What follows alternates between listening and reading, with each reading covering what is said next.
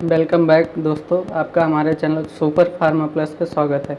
अगर आप D pharma first year के एग्ज़ाम दे चुके हैं और आपका रिज़ल्ट आ चुका है और आप पास हो चुके हैं या प्रमोट हो चुके हैं, अगर फाइनल ईयर में जा चुके हैं तो यह वीडियो आपके लिए बहुत ही उपयोगी होने वाला है, क्योंकि अब आपको जानना है कि डी फार्मा फाइनल ईयर में कितने सब्जेक्ट होते हैं, कैसे क्या पढ़ना है, कितने घंटे पढ़ना है, कितने प्रैक्टिकल सब्जेक्ट होते हैं, कितने थ्योरी सब्जेक्ट होते हैं और टोटल सब्जेक्ट कितने होते हैं। तो ये सभी जानकारी हम इस वीडियो में आपको देंगे। तो अभी तक आपने अगर चैनल को लाइक नहीं किया तो लाइक कीजिए, शेयर कीजिए और हमारे यूट्यूब चैनल को सब्सक्राइब कीजिए। तो चलिए वीडियो को स्टार्ट करते हैं। दोस्तों, डी फार्मा फाइनल ईयर में आपका कुल मिला के थ्योरी जो सब्जेक्ट होता है वो 6 सब्जेक्ट होता है और जो आपका प्रैक्टिकल होता है वह 5 सब्जेक्ट होता है। तो चलिए सबसे जो मेन सब्जेक्ट है आपका जो फार्मेसी का जो फाइनल ईयर का वह देख लेते हैं। आपका पहला सब्जेक्ट है फार्माकोलॉजी।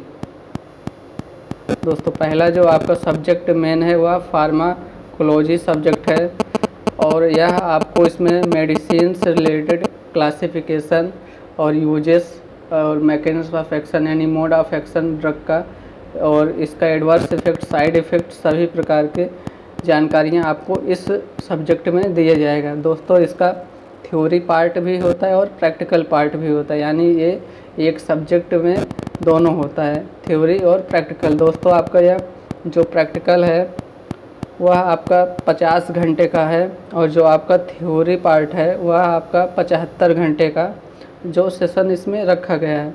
अब दोस्तों, आप अब जान लेते हैं दूसरा सब्जेक्ट जो है वह है कम्युनिटी फार्मेसी एंड मैनेजमेंट। दोस्तों, यह एक नया सब्जेक्ट है जिसका पूरा सिलेबस चेंज हो चुका है। जो पहले DSVM करके फाइनल ईयर में सब्जेक्ट होता था, जो पुरानी एजुकेशन रेगुलेशन यानी ओल्ड सिलेबस था, उसमें DSVM करके सब्जेक्ट होता था drug store and business management करके। लेकिन अब आपका नया सिलेबस लागू हो चुका है, आप सेकंड बैच हैं, तो आपके लिए यह कम्युनिटी फार्मेसी एंड मैनेजमेंट, उसका नाम को चेंज करके पूरा सिलेबस को परिवर्तन कर दिए गए। दोस्तों, आपका इसमें community pharmacy and management theory part 75 घंटे का होता है और दोस्तों जो कम्युनिटी फार्मेसी एंड मैनेजमेंट का प्रैक्टिकल भी होता है। दोस्तों, ये भी 75 घंटे का आपका प्रैक्टिकल होता है, यानी जो थ्योरी पार्ट और प्रैक्टिकल दोनों आपका 75 घंटे का है। दोस्तों, यह एक इसमें जो ड्रग एंड बिजनेस मैनेजमेंट का सिलेबस था उसको पूरा परिवर्तन करके कम्युनिटी फार्मेसी से रिलेटेड और उसको मैनेज कैसे किया जाए कम्युनिटी फार्मेसी को, उसको इसमें दिया गया है। दोस्तों, आपका जो तीसरा सब्जेक्ट है बायोकेमिस्ट्री एंड क्लिनिकल पैथोलॉजी। दोस्तों, यह आपका ये भी इसमें चेंजेस में मेजर चेंजेस किए गए, क्योंकि दोस्तों यह फर्स्ट ईयर में पहले ओल्ड सिलेबस के अनुसार रहता था, लेकिन अब जो नए सिलेबस के अकॉर्डिंग यह इस सेकेंड ईयर में इसको शिफ्ट कर दिया गया है, इस सब्जेक्ट को बायोकेमिस्ट्री एंड क्लिनिकल पैथोलॉजी को। ये जो यह है आपको 75 घंटे पढ़ना पड़ेगा।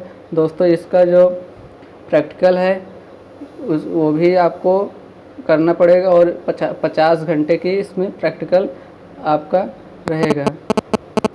दोस्तों, फार्मेसी जो फाइनल ईयर यानी इस बार आपका एक नया सब्जेक्ट ऐड हुआ है। ये सब्जेक्ट न पुराने सिलेबस में था न फार्मेसी में था, यानी डी फार्मा में नहीं था, लेकिन इस बार जो आपका सेकंड बैच है आप इसमें आपका ऐड किया गया है, वह आपका सब्जेक्ट है दोस्तों फार्माकोथेरेपेटिक्स, यानी आपका एक सब्जेक्ट इसको नया ऐड किया गया है फार्माकोथेरेपेटिक्स। दोस्तों, इसका थ्योरी पार्ट भी है और इसका प्रैक्टिकल पार्ट भी है। दोस्तों, यह एक फार्माकोलॉजी का ही ब्रांच है, इसको सब्जेक्ट के रूप में आपको पढ़ाया जाएगा।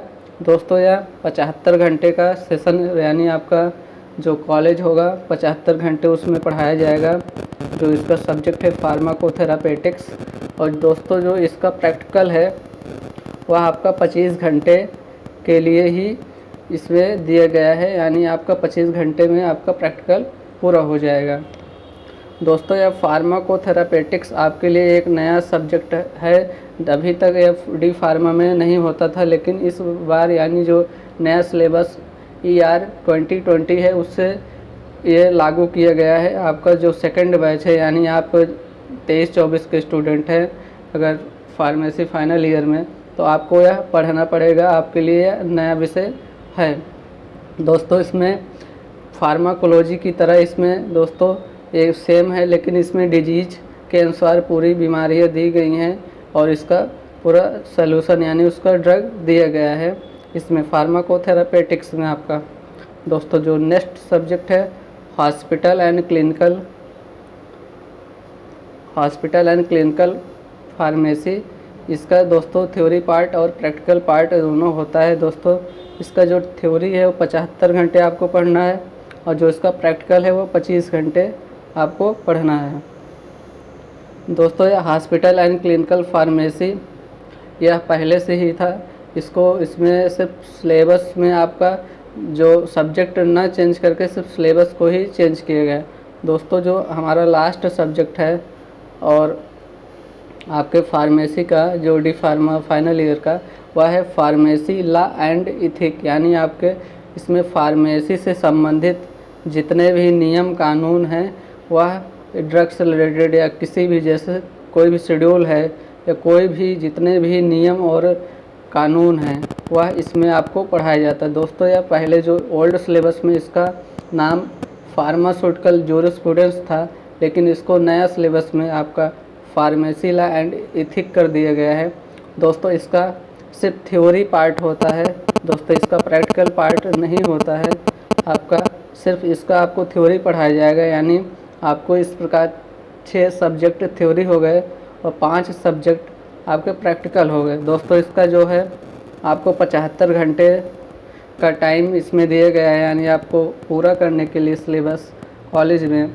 तो दोस्तों यही था इसमें जो फार्मेसी लॉ में आपको ये जो इथिक है ये इसको पूरा चेंज करके एक नया किताब बनाया गया है और इसका सिलेबस भी चेंज किया गया है, उसके अकॉर्डिंग आपको अब यह पढ़ना पड़ेगा। तो दोस्तों इस प्रकार आपने जाना कि फार्मेसी जो डी फार्मा के फाइनल ईयर में कुल मिला के 11 सब्जेक्ट होते हैं, थ्योरी प्लस प्रैक्टिकल मिला के आपका 11 सब्जेक्ट टोटल होता है।